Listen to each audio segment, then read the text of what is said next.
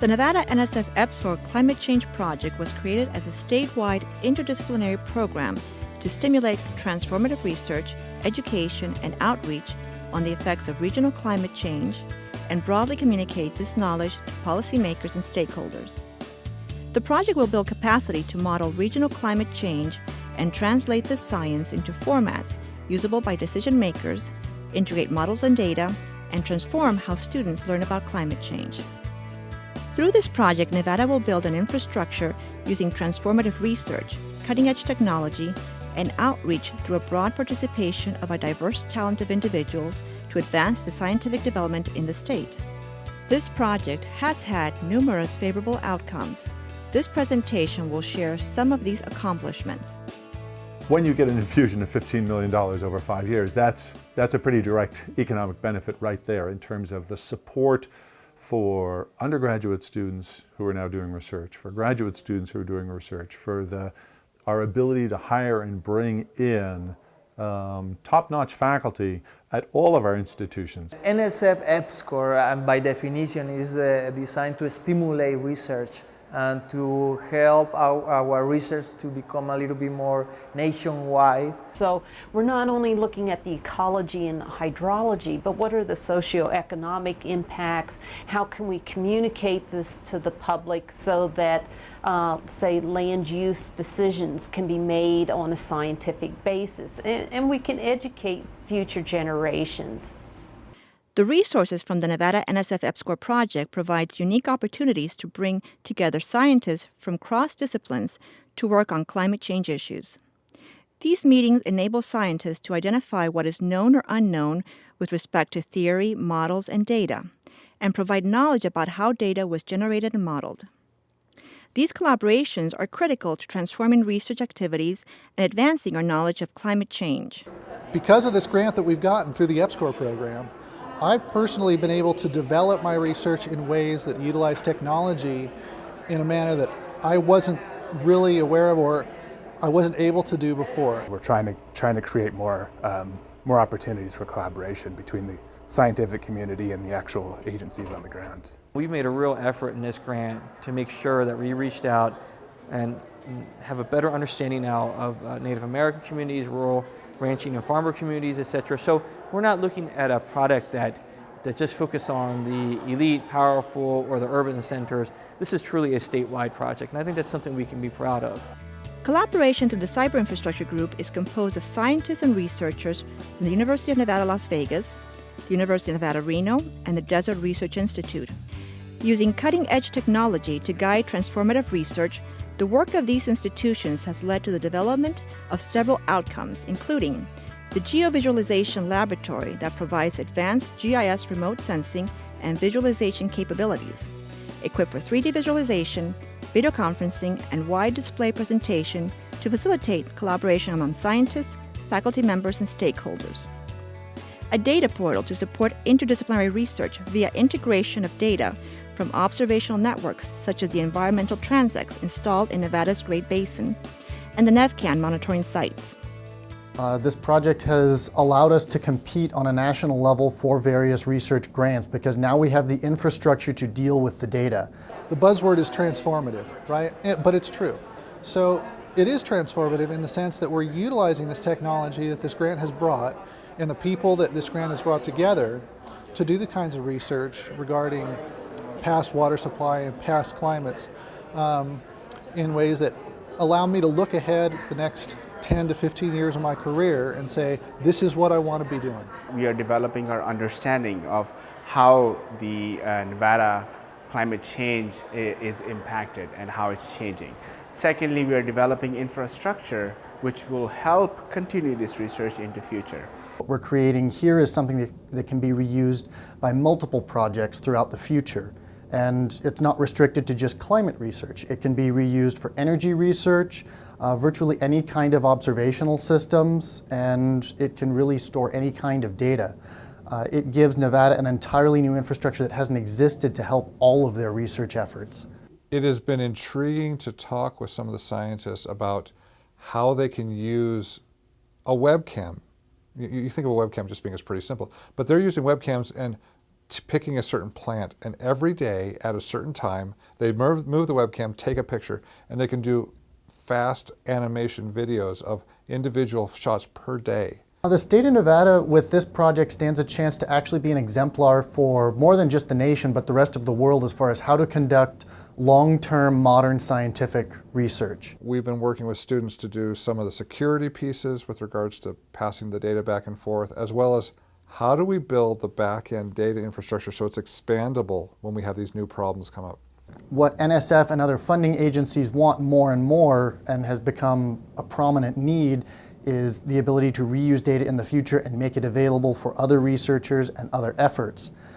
Now Nevada has a system to do that. Through the Nevada Climate Change Project, stakeholder participation and external engagement is a primary focus. Both public and private organizations have collaborated with scientists to develop sustainability initiatives that will benefit Nevada's communities and the environment. I think it's great for situations like this to occur where practitioners, water utility operators and people who do planning and forecasting for water utilities can get together with scientists and really look at issues in a broader context. I collaborate with the teachers, and we develop the curriculum that is distributed here to the students that you see behind me. We work on different professional development materials and disseminate these materials and help train teachers to use the tools that we've developed. One of our goals is to take what we do here. We've developed several modules that focus on everything from climate change to geologic time, and take some of the research that other scientists are doing, blend those together, and create additional materials and curricula for students in the most isolated geographic reaches of the Nevada. The project has been active in broadening participation through the Summer Institutes, Community College Faculty Fellowships, Curriculum Development Awards, Graduate Student Assistantship and Fellowships, Undergraduate Research Scholarships, and outreach to stakeholders and small businesses. I recently got hired as an assistant professor in civil and environmental engineering department. And this position is partly funded, actually for the first 2 years, funded by the EPSCoR Climate Change Project. I received the EPSCoR Undergraduate Research Scholarship, and I am collecting snow data out in some guzzler sites in Nevada, northern Nevada. And I was able to fund my project with the EPSCoR money and buy equipment to do my project. The EPSCoR funding allowed me to use the additional funding from my other grants to pay for field assistance, for new equipment, for a stronger, faster computer to do my analyses. The fellowship provided me with the funds to continue in grad school for an additional year and make my research better than it otherwise could have been. The project has a number of educational elements. Okay? One of those is the outreach to the K through 12 instructors through Summer Institutes. And that's, of course, been very important because that's the connection that links the university research with the public education system throughout the state. I've had an opportunity to work with education groups from other grants, and I've been able to use that because I now teach an online course for EPSCoR for high school, middle school teachers, and I've had a chance to work with the Summer Institute for teachers, and I've worked with other grants, so being able to use that information and create new products for them has happened. I think it was very valuable, not just from a climate change perspective, but from a teaching methodology perspective, because not only have I introduced more climate change themes in my courses, but it's also given me more motivated to do more hands-on activities for the kids. You know, just on this campus alone, there's been nearly 20, maybe upwards of 20 graduate students who now are going to continue on, both in their research and many in the educational fields, to kind of, spread what they've learned because of our opportunities through this program. I don't know that I would be in grad school right now had I not found the right project and the right advisor. And I found a great project and a great advisor, so I feel very fortunate. I think it's really important to teach about climate change because it's not part of the traditional curriculum. In K-12, whether it be biology, chemistry, even environmental science is sort of introduced. It's one of those topics that's new enough that there isn't much information in textbooks, so not many teachers teach it. And this gives teachers an opportunity to introduce it in their classrooms with the lessons they already have. As a doctoral student, you've got to find a way to fund yourself, and the EPSCoR opportunity allowed me to go and study what I wanted to study and have the funding and the time to do it. Additionally, significant workforce development mechanisms have been developed through the Nevada Small Business Development Center, supporting professional certifications, providing opportunities for project-specific trainings and workshops, and new faculty hires. These initiatives have provided for a more robust economic development in the state in support of higher education. The Small Business Development Center within the state has been part of this project, and so they have been working with small business owners, helping them in terms of trying to get successful startups.